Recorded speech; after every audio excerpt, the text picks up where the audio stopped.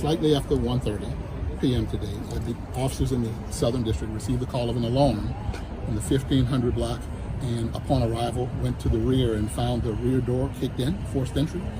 Upon their entry into the residence, found a female in the residence, deceased apparent from gunshot wounds.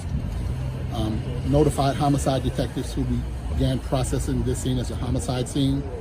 While on the scene, there was information that became available to us, and it was about the suspect going to Howard County to kill another person and to take his own life.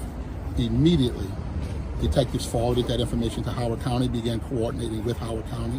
What we learned shortly thereafter is that there was a homicide scene in Howard County with another female who was apparent gunshot wounds and then pronounced on the scene. And then we learned that the perpetrator took his own life and was deceased on the scene as well. And so we have two homicide scenes.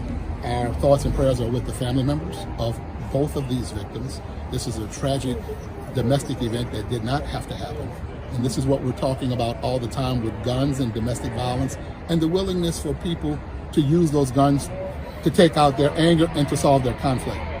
Slightly before this incident, there was another call for a shooting in the 900 block of Herndon Court, where a 3-year-old was said to be shot. The officers got to that scene, found the 3-year-old who only had a minor graze wound. The child was in good condition, but detectives are now working to ascertain how that happened so we can hold the person or persons responsible for who would have had a gun in the residence and discharged that gun, hurting a child, potentially killing that child and others. Such a critical thing that we always talk about, guns in our city and people using them to solve conflict. Someone was very irresponsible and that child could have been hurt or killed, and we're going to find who did it and make sure they're held accountable. Appreciate it, Commissioner. Mayor, you want to say anything about what happened here? The same thing. It's really, this is another example of what happens when people don't know how to resolve their conflict.